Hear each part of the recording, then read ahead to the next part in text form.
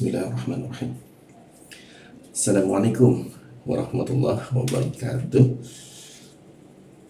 Acara perdana kita akan mempelajari Al-Quran. Bagaimana caranya dapat menguasai Al-Quran tanpa berbelit-belit dengan teori. Maka saya akan memberikan nama program acara ini Tanpa Teori. Langsung saja masuk ke pembahasan pertama. Salah satu ayat yang paling sering dibaca dan mungkin sampai dijuluki ayat yang diulang-ulang, yaitu surat Al-Fatihah. Karena itu kita akan memulai pembahasan ini dengan surat Al-Fatihah. Namun sebelum itu kita akan membahas tentang ta'awud, bagaimana mengucapkan ta'awud dengan benar. Oke. A'udzu billahi minasyaitonir rajim. Pertama-tama kita akan membahas tentang huruf alif ya. Ada alif dan ain, ini dua kombinasi huruf ini adalah kombinasi yang sulit dan banyak terdapat di dalam Al-Quran. A'udzu birabbin nas, birabbil falaq. Ada banyak huruf kombinasi alif dan na, dan karena itu kita akan membahasnya dengan detail. Pertama-tama huruf A. Posisi huruf A itu ada di bagian bawah tenggorokan. A ya. Orang Indonesia biasa menggunakan huruf A di bagian mulut, dalam mulut. A. Jadi tanpa membuka tenggorokan pun huruf A akan keluar. Tapi yang benar adalah huruf A di bagian tenggorokan dalam sini. A. Hasilnya akan beda. A. Huruf A-nya lebih terbuka dan itu hasilnya pun bagus ya untuk suara. Dan huruf yang lebih sulit dari alif sebenarnya adalah A. Kenapa? Karena posisinya itu memang sulit dan hampir semua orang yang mempelajari huruf A, mempelajari Al-Quran, mengucapkan huruf A, itu hampir gagal ya. Kenapa? Karena memang huruf A itu harus dilatih. Semakin dilatih, semakin mengalir, semakin mudah, dan semakin bagus hasilnya. Jadi intinya untuk memperbagus huruf A itu harus latihan. Pertama-tama kita harus tahu posisinya dulu. Posisinya di atas yang bagian lengkungan tenggorokan ini ya. A. Nah, posisinya di situ. A. Kalau kita sudah bisa tahu posisinya yang tepat, nah tinggal dilatih. Semakin dilatih, semakin terbiasa, semakin bisa. Jadinya a'u ya, a'udzu, kemudian zu, itu za, zu hanya digigit, zu. Mungkin itu mudah. A'udzu billahi. Nah, ini juga huruf yang susah gampang. Kenapa susah gampang? Karena posisinya sama dengan A. Kalau kita bisa tahu huruf A, kita akan bisa meraba juga huruf H. Posisinya sama, A, H ya. Posisinya di sini sama, H, A, H. Itu mudahnya karena berdekatan dengan huruf H, huruf A. Susahnya adalah kadang tertukar dengan huruf H ya. Sering, apalagi ketika huruf H ini berada di akhir kalimat, dimatikan. Allah. Nah, yang benar itu Allah. Keluarnya lewat bawah, bagian bawah sini.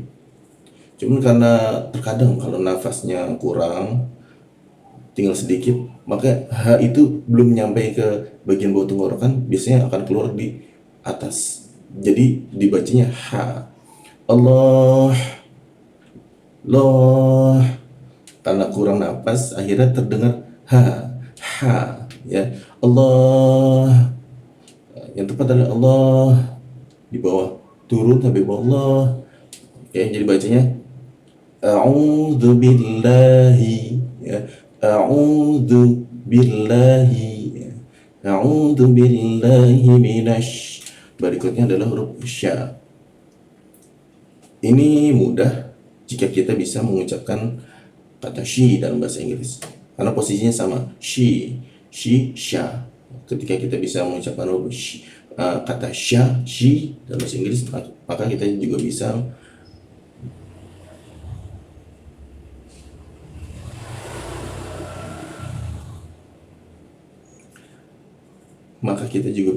mengucapkan huruf sha. Oke. Jadi bacanya a'udzu billahi minasy. Berikutnya ada juga yang kita harus perhatikan, syai, huruf ya. Nah, ingat, huruf ya itu bukan i. Huruf i dengan y itu beda. Memang agak mirip, dan ini yang sering tertukar sedikit. Syai, ketika kita mengucapkan ya, itu akan menjadi kuat.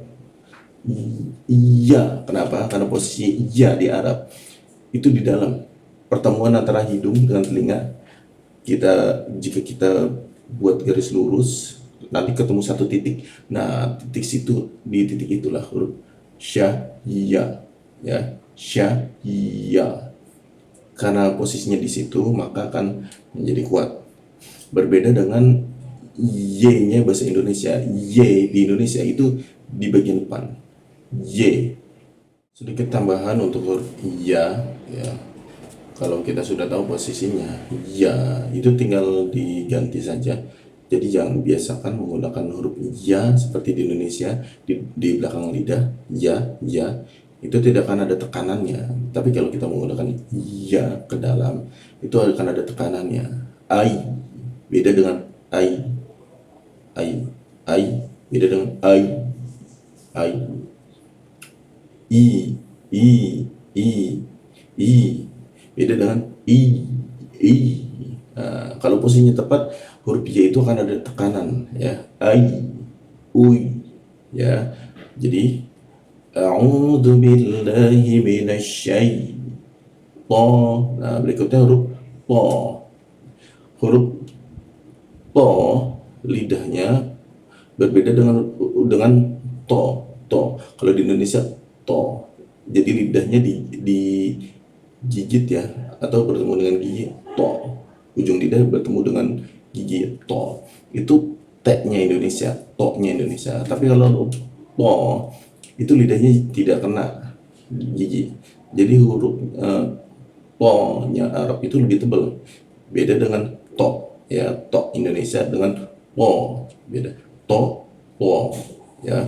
Kalau po lebih tebal, kalau to-nya Indonesia tipis. To, beda dengan to, ya. Oke. A'udzu billahi minasyaitonir. Nah, berikutnya huruf ra ini juga posisinya sedikit mudah ya pelajarinya. Mungkin tinggal kita praktekkan. R-nya Indonesia beda, ya. R-nya Indonesia beda dengan R-nya Arab. Kalau R-nya Indonesia ada di gigi ke atas sedikit, itu udah R. Nah, bedanya apa? Kalau Indonesia R-nya itu bisa bergetar, R. Nah, itu posisi di Indonesia. Tapi kalau misalnya kita menggunakan R-nya Arab, itu nanti hampir tidak ada getarannya. R. Nah, ya, kalau posisinya tepat menggunakan R-nya Arab itu hampir tidak ada getarannya. Kalau di Indonesia R, beda R dengan R. Bedanya apa? Bedanya hanya lidahnya agak dinaikkan ke dalam.